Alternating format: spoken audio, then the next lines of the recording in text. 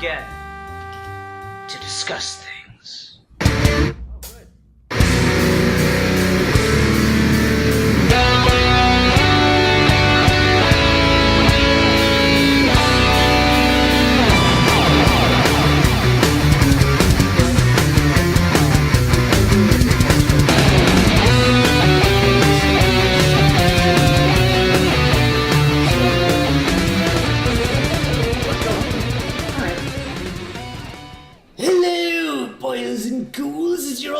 Scythe Part 2 here for another episode of Ghouly Gentleman Horror Month. This week I'm joined by my good fiend, the Real Maggot. Hello. I'm having too much fun doing the Crypt Keeper, man. So yes, here we are for another character discussion in Horror Month. Manos is joining this time. Manos, who are we discussing tonight? We decided to discuss that wonderful, friendly, nice guy that y'all know, Norman Bates. He wouldn't hurt a fly. So Norman Bates is an interesting character, and like Manos and I were trying to decide who to talk about, and we kind of go through like 6 people. He's like, maybe, no, I don't see it. And then I was like, Norman Bates. He goes, okay, so what about Norman Bates hit for you? He is... Well, in terms of horror history, he's very important. Because, like, up until him, barring minor exceptions that never really, like, took off, most of the real, like, well-known and popular, like, horror villains and monsters were monsters. Were monsters, or were ghouls, or vampires, or, it's some kind of like spiritual kind of thing. If they were crazy people, they were like Vincent Price type characters out for revenge with like clear motivations that you could kind of like, well, I don't agree with killing these people and waxing them up like statues, but I kind of understand why he would do that, with like physical gimmicks and shit like that. Bates was the first major one that was just like batshit crazy and just like killed. He was a psycho, if you will. And was someone that was trusting and trustworthy. It didn't make sense. So much needed a psychiatrist at the end of the movie to just stop the thing cold and just explain it to people.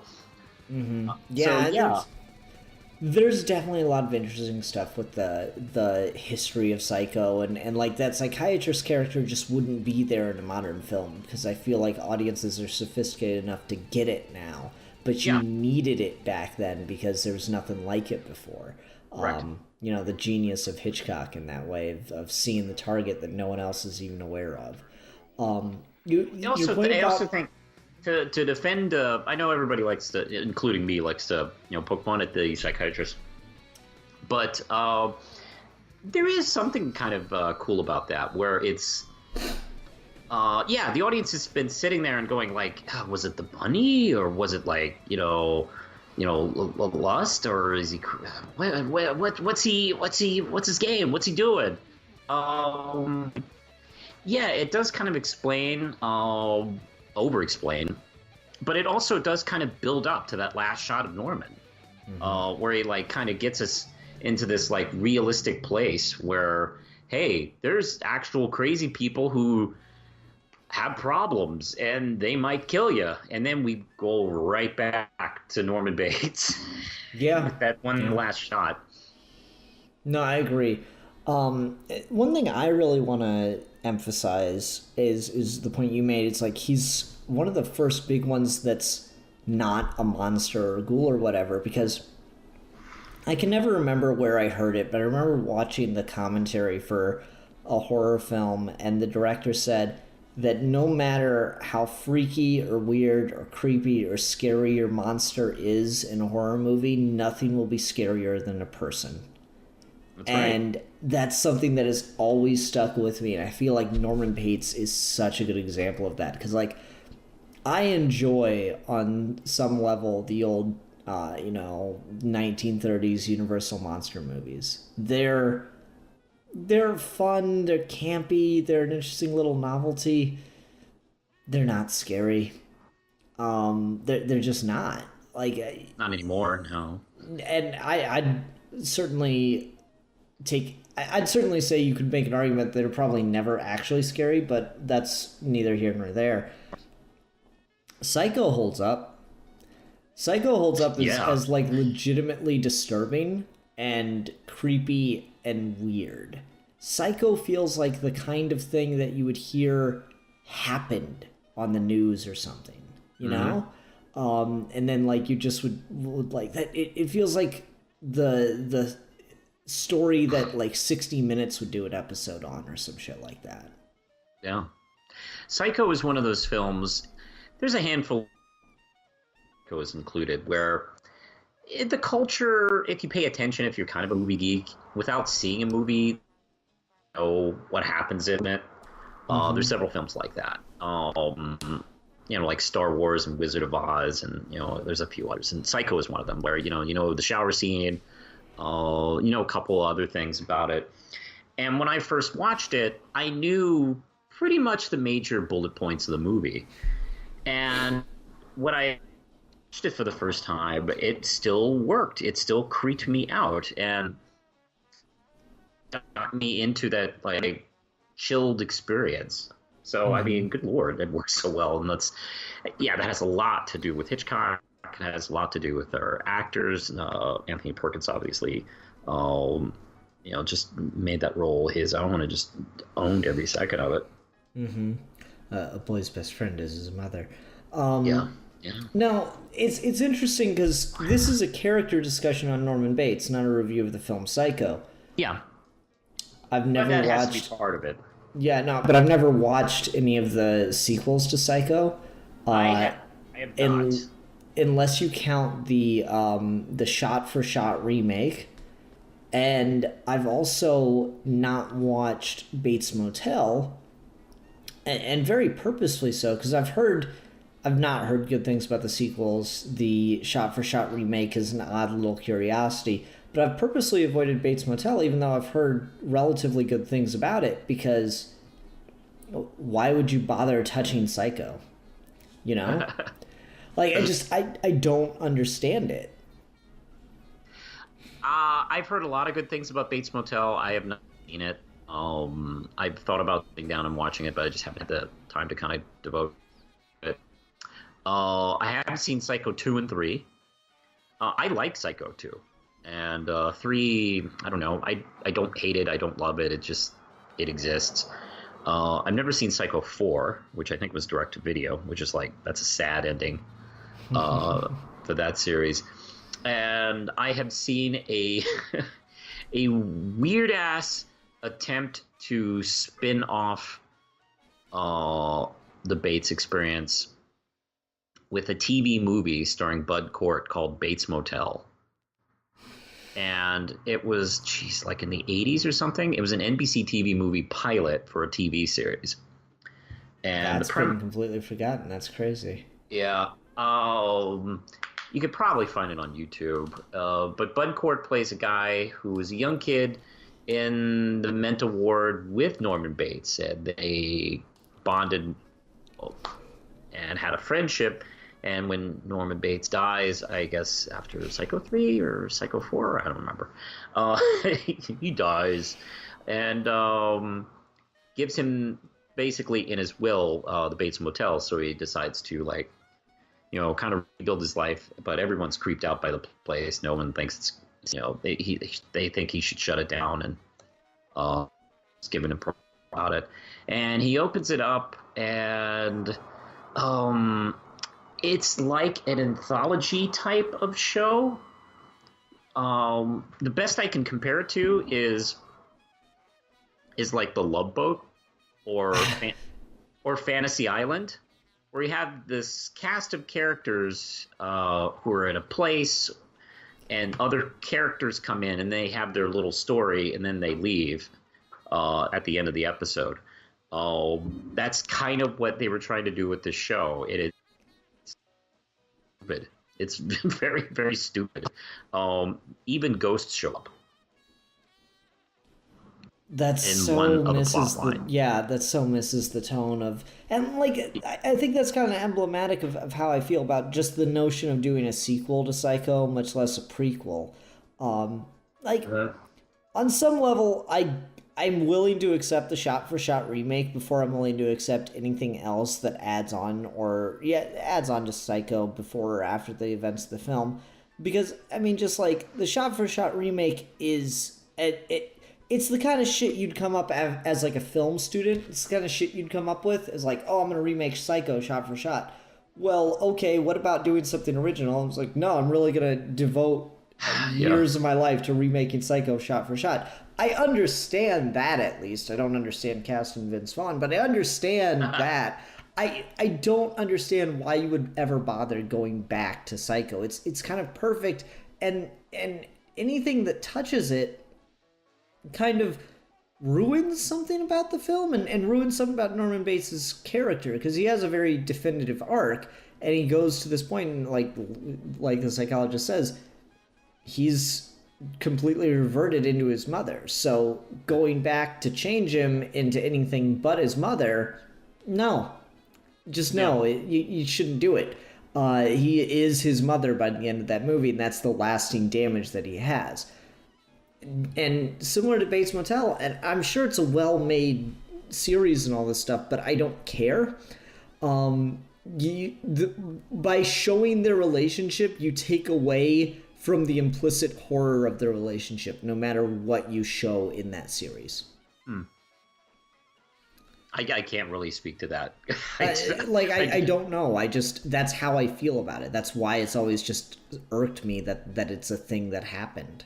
I don't really have so much of a problem with it. I'm always, I'm sorry, I guess I don't have a problem with making an attempt to explore that relationship, because it's not something I've seen done before with this universe, the Psycho universe. So apparently it's been pretty successed,ful, like at least creatively. I mean, I've heard people really into it, and it's funny because it's gone in reverse, where people have, where there are fans of the show that have like gone back and watched the film, which I always think, well, that can't be bad. If it gets people to watch a film, they probably wouldn't have checked out. That's probably fair, and I don't know. For me, it's hard for me to say, because just ever since I heard the announcement for it, I was like, but why? Because it just, there's something to horror as a genre in particular that the less you know, the better. The more detail Halloween movies. Yes, exactly. The more detail you fill in with your head, the more horrifying it becomes, because it lingers in your brain. And so to have some of those holes filled in just bothers me. It's like Silence of the Lambs is a really, really good horror movie. I like Hannibal more than most. Red Dragon, I can kind of take it or leave it. Hannibal Rising sucks. I heard that. It's so funny. I had forgotten that film existed until like a few days ago, when I was like shooting through my TV channels, and Hannibal Rising came up. It's like, hey, that's the TV show. Yeah. Like, it's the prequel film. Okay, I've completely 100% forgot about that thing. Yeah, it's a mess, because they tried to make it more of like a weird thriller or something, but regardless of that, they also made a Hannibal TV series, which I heard good things about, but I don't know, it loses something the more you fill in on Lecter, because what makes Lecter scary is he's just there in that fucking cage. And that's what makes him horrifying. Like, yeah, the scene where he escapes and everything is great, but you lose something when you take him out of the cage. And I feel the same way about Norman Bates. You lose something the more you know about him. When you just get the details, when you just get the creepy little, like, obsessiveness about his mother, and the like, okay, without advocating or normalizing behavior, it is an unfortunately common thing that, like, prepubescent boys or adolescent boys will spy on girls when they're changing, like the whole like looking in the locker room thing. Yeah. Unacceptable behavior, but it's undeniably a thing that happens. So like Norman doing that as an adult is really, really freaky and weird. Norman being a peeping Tom is really freaky and weird, but it, for me at least, it informs the character, and it lets you know that he's just a really like, it informs the character in a way that you see he hasn't properly grown up out of certain types of behavior. Yeah. He hasn't really matured. And so that's really interesting. And so I feel like that's there in the film. That's all you need. And that if you try to show it in a series, it's not going to be as interesting as what I'm able to come up with in my head. That's true. But yeah, let's get into that, like two sides of his personality, where, I mean, like he had been so, like the psychiatrist, you know, pretty much explains the character. Oh, it's almost hard to talk about. Here's the cliff notes of this film. Yeah, it is almost a little hard to discuss him as a character without completely like ripping off what the psychiatrist says at the end of the movie. It's like, oh yeah, I guess he did kind of spell it out. But yeah, he's just been so dominated by his mother. Like, you know, he just, in his weird way, keeps her alive by being her, and he's kind of like gone into this weird area where he just kind of forgets that he's not her, but he is her. And I guess that's, you know, why he's always so afraid, because he's really terrified that she could show up at any second. Yeah, and like that's the thing that I find really interesting is, so Norman obviously couldn't cope with his mother dying, right? And so yeah, he just started to portray her, and then that made his behavior worse, because anytime he would do something immature, his mother would know about it. And like, you know, I remember being a kid and like doing shit I knew my mom didn't want me to do, but guess what? I could lie, and you know, what mama don't know don't hurt her. Yeah. So like I could maybe feel guilty about it, but I could quote unquote get away with shit. Whereas Norman can't, because his quote unquote mother side of his personality has access to the things he's doing. And so they keep getting worse and worse and worse, and he keeps like going further and further into this spiral. And that's just a really, really unique thing. I feel like the reveal that Norman's the split personality thing is kind of seems cliche in this modern era, since that's kind of like a really stupid trope that's kind of spun out of Psycho. But Psycho's a lot smarter about it, because the split personality feeds the behavior. It's not an excuse for the behavior. That I find really interesting. That the split personality feeds into the reason that Norman feels compelled to murder people. It's not an excuse for Norman to murder people. It's not like, oh, well, he's crazy, so that's why he goes kills people. It's like, no, he kills people because he's crazy, and he's crazy because he's killing people. I found that really interesting.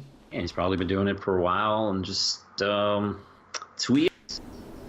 I don't know. It's just, there is a. Did you see? I don't remember if I asked. Did you see Psycho 2? No, I've not seen any of the sequels. Psycho 2 is actually really interesting. I think it's a little bit better than maybe its reputation. I mean, it had such a huge shadow to climb up. So I mean, it's almost a little unfair for the movie, but it came out, of course, like during the height of, you know, the original slasher boom in the 80s. And somebody thought, well, hey, Norman had a knife. Like, let's make a series out of this. And of course, they were able to bring back Anthony Perkins, and they fully take advantage of the time difference in the in the films, because he had been he'd been locked up the entire time. He never escaped. He never really did anything else. And he is released because he has been, deemed cured. And he goes back to kind of start his life over. But there are people kind of nagging at him. Like, they think, he hasn't changed and they're not going to give him a chance. And the plot involves Meg Tilly, who is like the sister of Jennifer Tilly, which is weird. Meg Tilly became famous first before Jennifer Tilly, and then kind of disappeared. Jennifer Tilly is like the only one we've heard of. But for a weird, for a period, like Jennifer Tilly was like, oh yeah, she's like Meg Tilly's sister. Now things are complete reverse. Anyway, Meg Tilly plays this woman who, like, she's younger, she's kind of fallen for him, and without getting too much into the film, maybe I shouldn't give any spoilers because it's not as well known as the first one. So there's a couple of really cool plot twists to this film, and you actually kind of do sympathize with Norman quite a bit because he is being taken advantage of by some unscrupulous people in the film. But it keeps the tension, I think, pretty sharp as far as like, will he revert? And the film or has he already reverted? Or will he not revert? Is he a victim? And it does a great job kind of like playing around with that. So you'd say that even though it's a bit of a cash grab, someone really did try to think through the plot of it and didn't just so. Kind of... Okay. A cash grab, if they get the right people on it, they can, do their best. It's obviously it's not as obviously as good as Psycho. But I think, people showed up and, tried to put something out there that was worth watching. And 3 isn't as good. But 2 is worth your time out there if you like Psycho and you maybe watch Bates Motel. Okay. But and you want one more thing. I think this is probably that. You can skip 3 and 4 if you want. They're kind of like the Superman series. First is awesome. The second one's pretty good. You can skip 3 and 4. Yeah, kind of like The Omen. Yeah. Norman Bates Returns was a little boring. Yeah. All right. Norman Batman is crazy. Then there's the campy phase with Norman Forever. Yeah. Oh boy, it's just gets kind of crazy. Yeah. But no, it's definitely worth the time. And it one of the things I like about it is it really kind of digs into who Norman is, and Anthony Perkins still delivers the character because you don't know what he's thinking a lot of the times during it. Well, I wonder how much of that is Anthony Perkins really trying to get back into acting, because I don't think he's really known for much else after Psycho, right? It did stereotype him. It did hurt his career for a while, unfortunately, because he was a really great actor, and before Psycho he did a lot of like earnest, kind of like likable young men kind of roles, which is why Hitchcock cast him as Norman Bates, because he didn't want to hire a typical like bad guy actor to play him. Mm-hmm. He wanted to hire someone you could trust. Yeah, it makes it's a great subversion. Yeah, and let's not forget, this is like early 60s. Is it 1960 or 60? I forgot when exactly this film came out. For some reason, I want to say 62, but don't hold me to that. I feel it's Kennedy era anyway. But let's not forget, like Hollywood, and particularly Hollywood horror at the time, was super tropey. Mm-hmm. Like you cast like a very typical actor to play a maniac. You get a Vincent Price type or a Christopher Lee type. Mm-hmm. With the super arched eyebrows and the creepy talking. That's not what Hitchcock wanted, and it's used so brilliantly because Norman really does kind of capture the audience's sympathies, even if we're a little distrustful of him. Well, in another movie, Norman would be the hero, right? Like this wayward, sinning woman comes to this country motel to try to escape her dark past, blah blah blah blah blah blah. And Norman would kind of be like the one that sets her right and saves her from the monster of the movie or something. Norman would be like the good old country boy kind of thing. Yeah, correct. In lesser hands, like, his mother would have been the killer, or there was another killer, or, It's something Mr. like Magoo that. under this mask. I know, yeah. the whole time. So Yeah, and if it weren't for that meddling Norman, like that's really what it would have been. That's what's so evocative of the film is Norman is a play on a trope and then a massive subversion of that trope, and people just weren't ready for that kind of shit because so much the Hollywood machine at that point had been so specifically tailored to a particular formula. yeah, and that happens with horror. Happens with all types of genres, but we're talking specifically horror. Audiences are taught to expect certain things, and it feels like a film, like maybe once a generation, comes and subverts them, and sometimes like creates a whole new genre, or like changes the tropes and expectations that audiences might have, even in the cases where maybe sometimes the films were hated at first, like, that sucked, that didn't do the things I was expecting it to do. And then people come and take a look at it again, like, oh no, this is a great movie, what are we talking about? Let's try to rip that off as much as possible. Yeah, no, I definitely agree. It's a crazy freaking film. Yeah. And the effects that it's had are huge, not just on film in general, but like really specifically on horror. It did quite a bit to legitimize horror, and horror's always so far behind and always chomping at the bit for any kind of recognition, and comic books are the same fucking way, and I guess I just have a taste for the underdog.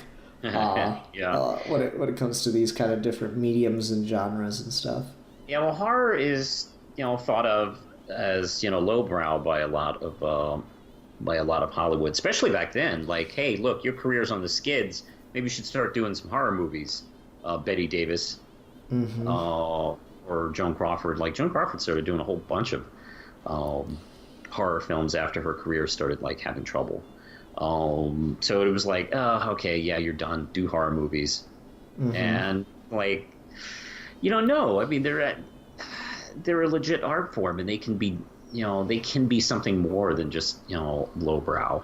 And that's what Psycho's so good at demonstrating through Norman's character arc, is we can subvert so many expectations here, and that's kind of what art's all about, is giving you something you're not necessarily ready for. Yeah. And people are not ready for Norman. They weren't. And that's one of the great things about the character is, I've mentioned this before, but he like kind of invites the audience to trust him, and then he betrays that trust. And I think that's so great. Yeah. Let's see. One of my favorite quotes about comedy is you have to playfully wave the audience to the edge. And essentially that means is like, kind of like, win their trust, get them to like you. Hey, I'm a cool, friendly guy.